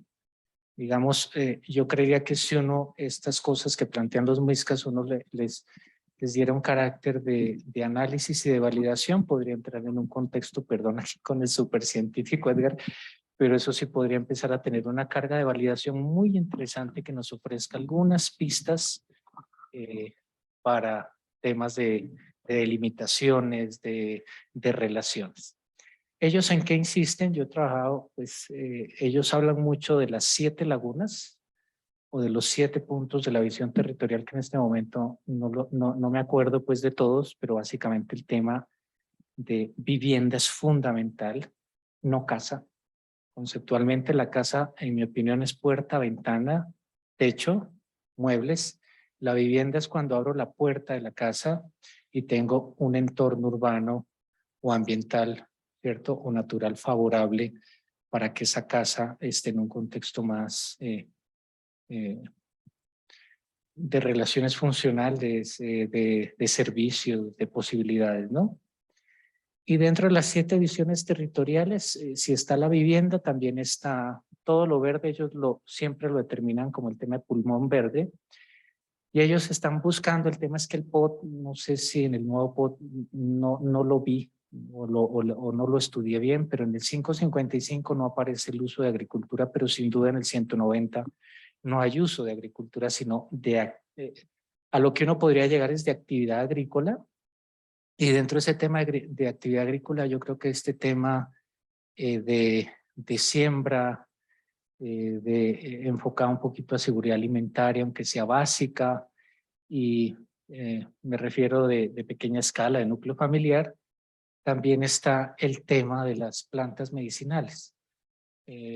Recorriendo algunas zonas, por ahí uno encuentra algunos espacios públicos que son apropiados con este tipo de personas o familias que tienen un ascendente indígena o rural, y uno ve realmente no espacios públicos, sino huertas. Vi una ahí como en la 67 con 21, realmente no sé cómo se llama el sector, pero es como un poco motorista, pero huertas como adaptadas. Dentro de los 7 puntos de la visión territorial está obviamente todo el tema agua y el tema pulmón verde, y básicamente pues con el tema de la geometría arqueoastronómica, con las 7 lagunas y los 7 puntos de la visión territorial, pero ellos no los dejan como en abstracto, como un cuentico, sino que ellos identifican en el territorio situaciones concretas referidas a humedales, a senderos, etcétera, y ellos buscan, digamos, conectar y articular esos. En Bosa, por ejemplo, ellos identificaron 4 puntos, el humedal de la isla, Tunjuelo, no me acuerdo otros 2, y desde esos 4 elementos se hizo todo el planteamiento de articulación, de senderos, ¿vale? Creería que sería mi aporte, pero como bien dijo Edgar, pues es un tema en el que nos estamos metiendo, y yo también coincido en que toda esta información y aprendizaje nos está permitiendo y nos seguirá permitiendo tener una visión de lo que realmente, de las implicaciones y de los matices que tiene esto, con lo que siempre lo hemos tenido ahí, pero parece que no nos hemos acercado de otra manera, y creo que es una oportunidad pues muy importante.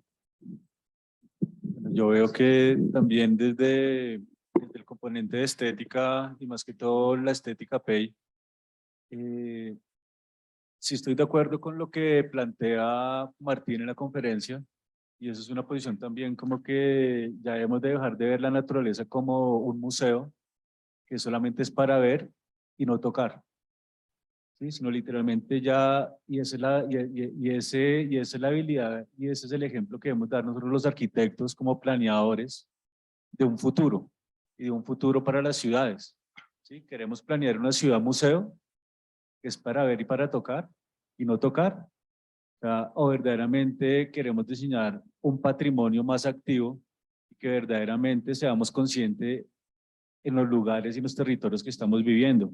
En ese sentido, planteamos desde este modelo del proyecto, con base a la estética, pues es pensar repensar la sostenibilidad, pero una sostenibilidad que tiene que ver con lo dinámico, con las relaciones ecoestéticas, ecosociales, ¿cierto? Y literalmente un poco este repensar viene dado a través de unos elementos que son la importancia de los procesos naturales en los territorios y en la interacción de organismos, y la apuesta y la transformación entendida como flujos de intercambios de información, de materia, que se centran en dinámicas y fuerzas que van creciendo en complejidad.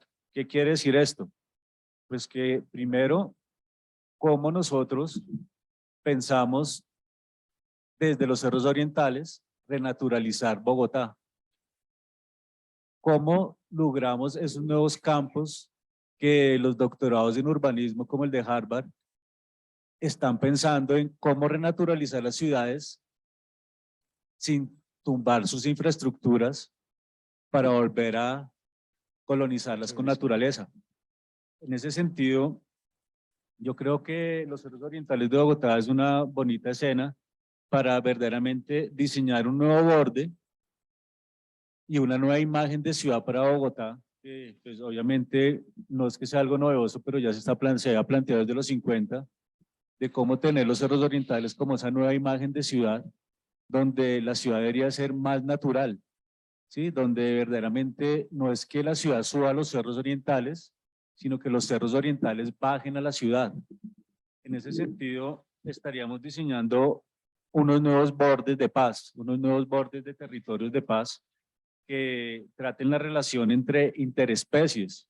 Por ejemplo, o sea, ya debemos de salir del antropocentrismo y empezar a entrar un poco a la visión arquitectónica del biocentrismo, ¿no? O sea, cómo elementos de bioarquitectura como diseñar corredores ecológicos, también como elementos de diseñar ecosistemas que incluyen los sistemas vivos, por ejemplo la biocenosis, ¿cierto? Que incluye estos sistemas vivos, pero también los ecotopos que incluyen todo lo que tiene que ver con la flora, la fisonomía y la forma de vida, pero también el diseño de biotopos que tiene que ver con comunidades biológicas, pero también el diseño de hábitat que tiene que ver con el diseño de especies y poblaciones que nos permitan verdaderamente generar una reflexión en términos de no dañar esos equilibrios de la naturaleza.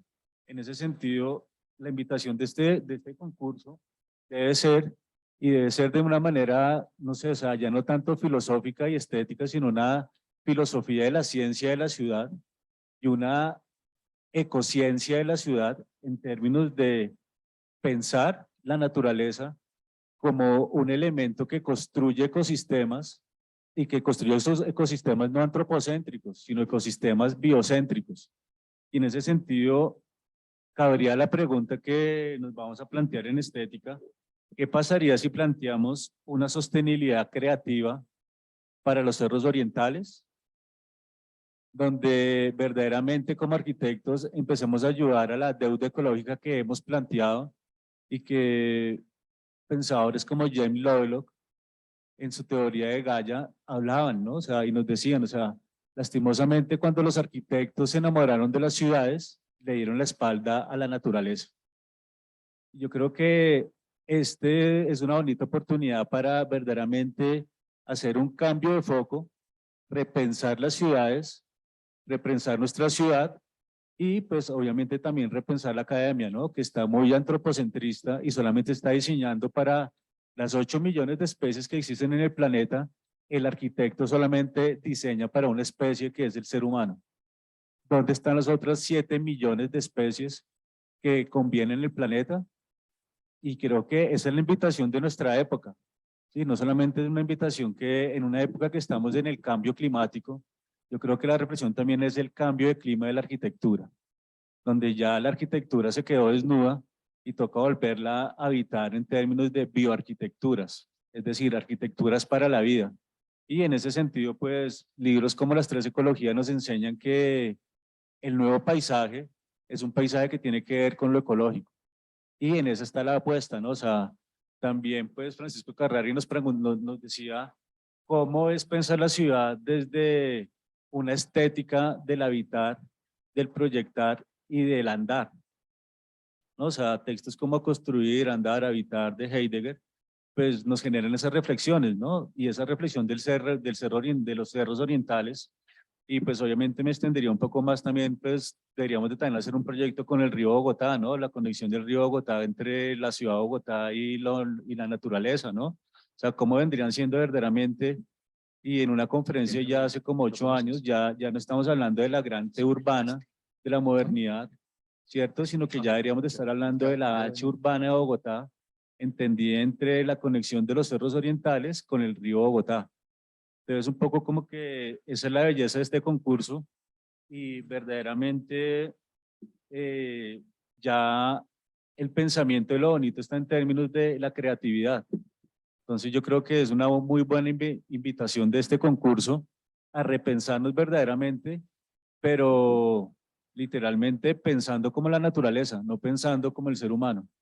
Ha pensado estos 2500 años a través de diseñar volúmenes y meter la naturaleza en un cubo, sino verdaderamente pensar en sistemas orgánicos, ¿no? O sea, literalmente entender el sistema de la naturaleza también es entender el tejido social, pero como un elemento de una naturaleza nueva, ¿vale? Entonces, pues eso es como un objetivo muy grande de la clase, pero sí lo interesante es generar esas reflexiones y que verdaderamente pues sepamos que estamos viviendo un nuevo mundo, ¿no? Y que literalmente el mundo se vivió antes de la pandemia y después de la pandemia. Y en ese sentido tenemos que empezar a ver cuáles son las reflexiones que nos dejaron, porque literalmente las reflexiones que nos dejaron pues se quedaron dentro de esos 2 meses de pandemia y todo el mundo está volviendo otra vez a pensarlo desde el mismo punto de vista. Y verdaderamente la academia está para eso, para generar un cambio de foco. ¿Qué cambio de foco estamos generando también en estos nuevos diseños que estaremos planteando?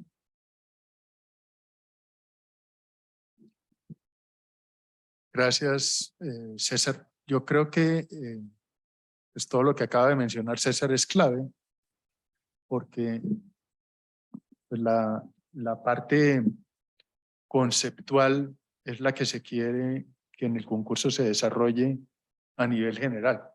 Es decir, cuál es el posicionamiento, cuál es la visión y cuál es la idea y el concepto que ustedes pueden desarrollar teniendo en cuenta un poco todas estas variables que se han estado mencionando.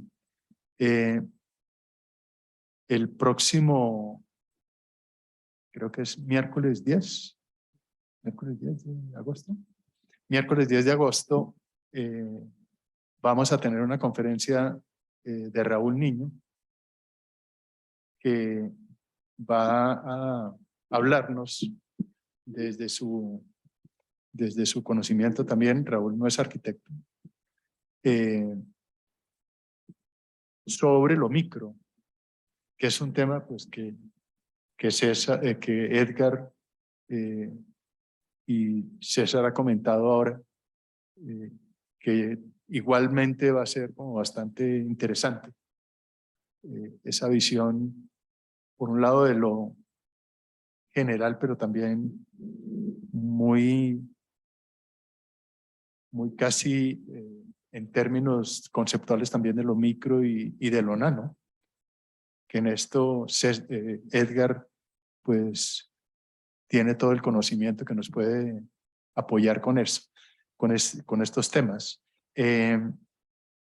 Ahora nos va a acompañar, debe estar llegando ahora, y le comentaba a José Luis que nos aceptó la invitación, Manuel Enrique Pérez Martínez, que es profesor titular, PhD en estudios territoriales y director del Departamento de Desarrollo Rural y Regional de la Facultad de Estudios Ambientales y Rurales, coordinador del Grupo de Investigación, Institucionalidad y Desarrollo Rural de MinCiencias categoría A1 y coordinador del semillero y línea de investigación territorialidades periféricas urbanos rurales en la ciudad contemporánea. Creo que pues vamos a conocerlo. Ya José Luis lo conoce como profesor de la maestría, pero yo lo invité a que nos pudiera acompañar hoy un ratico, porque si desde la Facultad de Arquitectura quisiéramos desarrollar esto como una investigación en el proyecto Nuevos Territorios, utilizando el concurso como un medio también para que como entrar muy rápidamente en materia, pues desde la Facultad de Estudios Rurales sería muy interesante poder, inclusive que ustedes puedan tener estudiantes que están en el semillero, etcétera, de otras disciplinas que puedan acompañarlos en sus grupos de trabajo, porque recuerden que este concurso, pues la idea también es que ustedes cuenten con el apoyo de otros estudiantes. Hola, Manuel.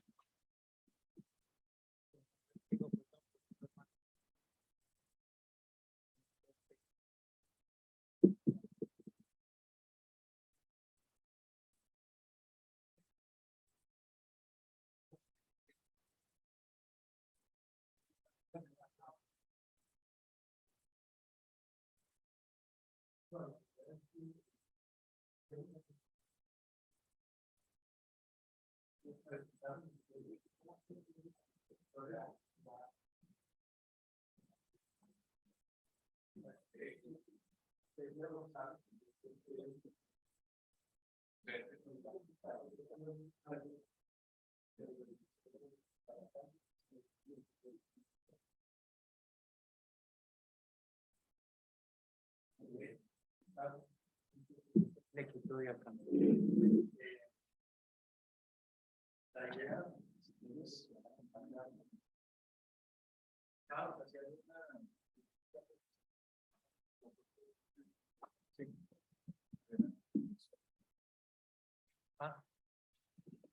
Yo voy a hacer un comentario antes de terminar lo del Zoom. Pues que Diana Wierner, que está todavía conectada, pues quería hacer el siguiente comentario. Ella dice que cree que hay una coincidencia sobre el uso público respetuoso de los cerros de Bogotá con la conferencia que Martín nos acaba de dar. Y dice que se evidencian diferentes formas de hacerlo y esto es lo enriquecedor en la discusión.